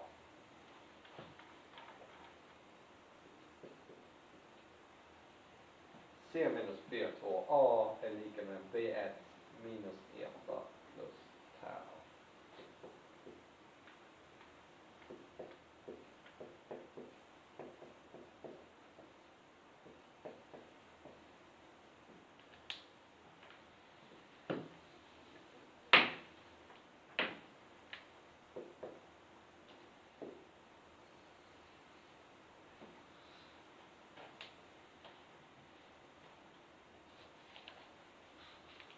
Så regulatorn vet att om regulatorn väljer tau så kommer företaget att välja A så här. Men eftersom regulatorn inte vet vad eta är så blir regulatorns förväntad utfall av A blir förväntningen på det här. Som blir B1 minus förväntning på eta plus tau bla bla bla. Så det där blir 0. Så det blir B1 plus tau delat med C minus B2.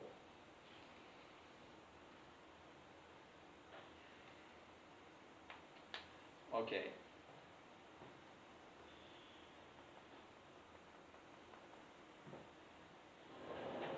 vad är regulatorns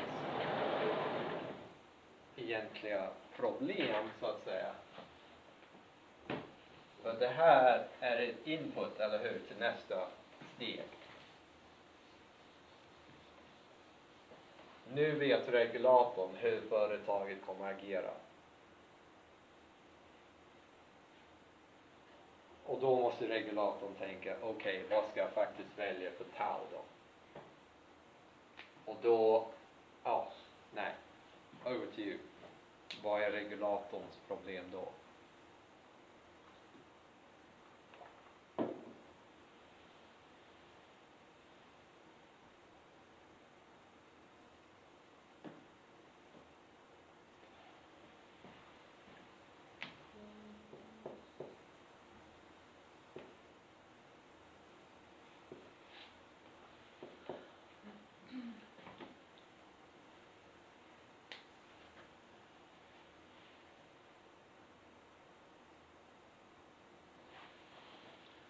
Kan diskutera lite.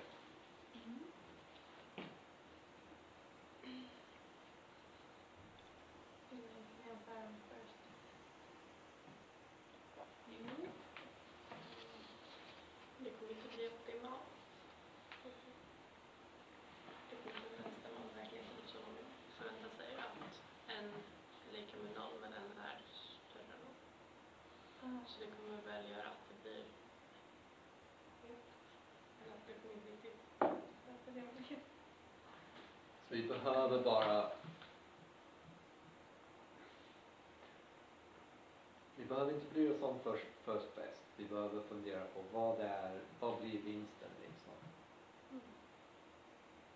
Och det blir benefit minus cost.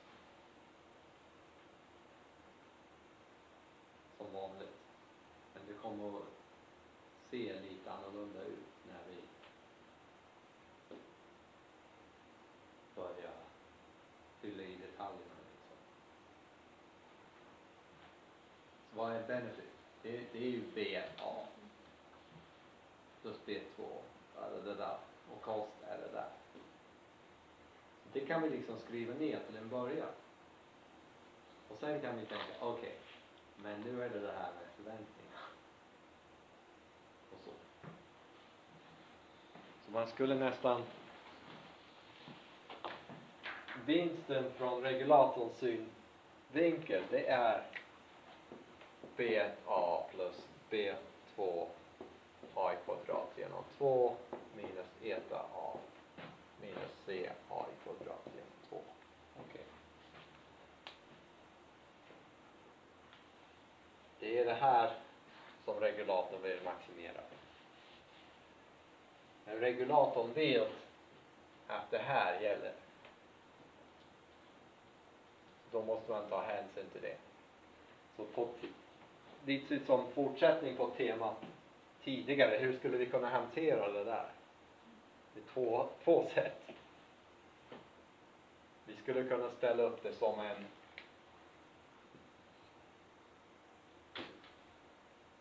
Lagrange med det här som någon slags bivillkor. Eller så kan vi substituera det här in.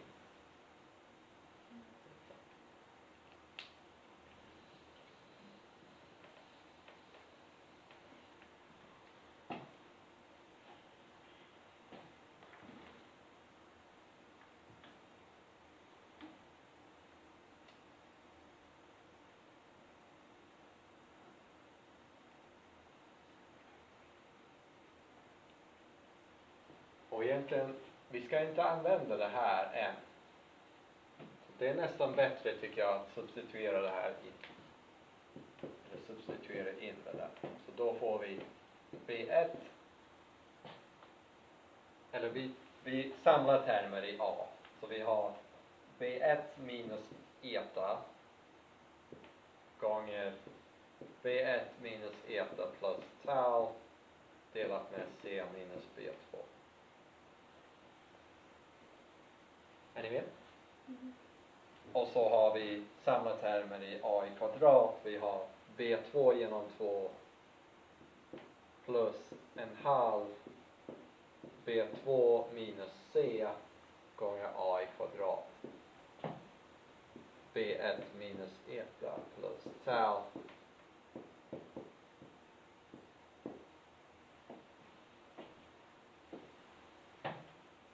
Okej. Och nu egentligen redan här.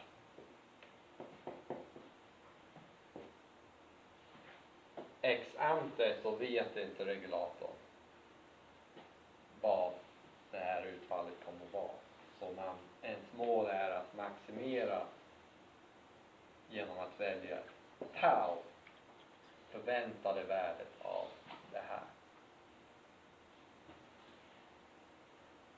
Men det här är uppenbarligen inte klart, för det finns ingen tau här, eller hur?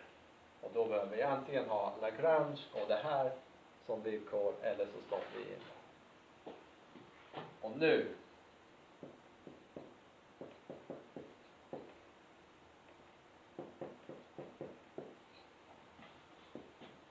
ser det här vettigt ut, eller hur? För nu har vi bara en okänd variabel, tau.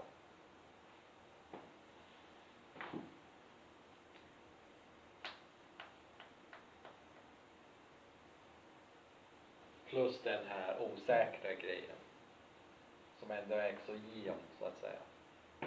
Och vi har förväntningar vad gäller den, och så förväntningar vad gäller den i kvadrat.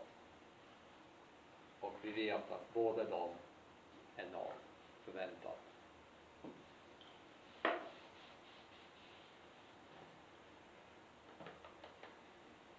Ja, just det. Vi har även ett kvadrat här.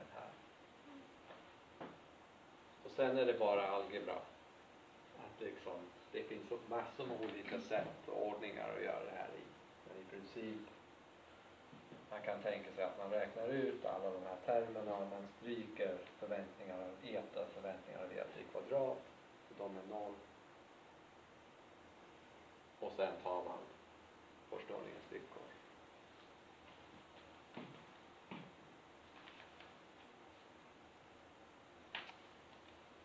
Ja. Och grejen är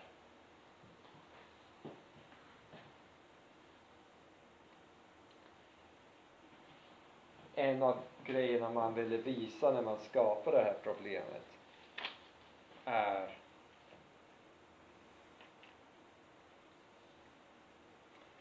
att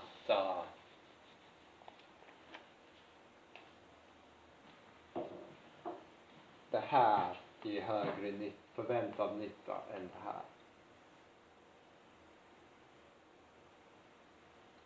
Och det är återigen att man ger liksom företagen maximala frihetsgrader under ansvar, så att säga, att uppnå ett visst mål till exempel. Då kommer de, i värsta fall så blir kostnader de samma, och i bästa fall så hittar de billigare sätt än vad man själv hade hittat. Så här säger man till dem att ta bort just så här mycket förorening. Och då i snitt så kommer man att få utfallet man vill ha. Men här låter man dem själva välja hur mycket förorening de tar bort som spar på skatten. Det innebär att om de får oväntat höga kostnader för rening, eta hög, då kan de dra ner på det lite grann. Som är bra även för liksom samhällets totala vinst.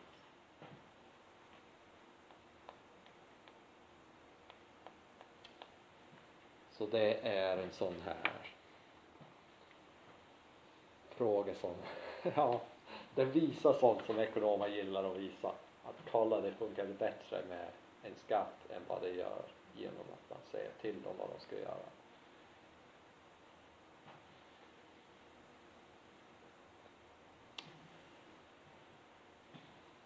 Ja, det var det. Nu behöver jag en paus. Jag tänker att jag kan komma imorgon. Eller på måndag.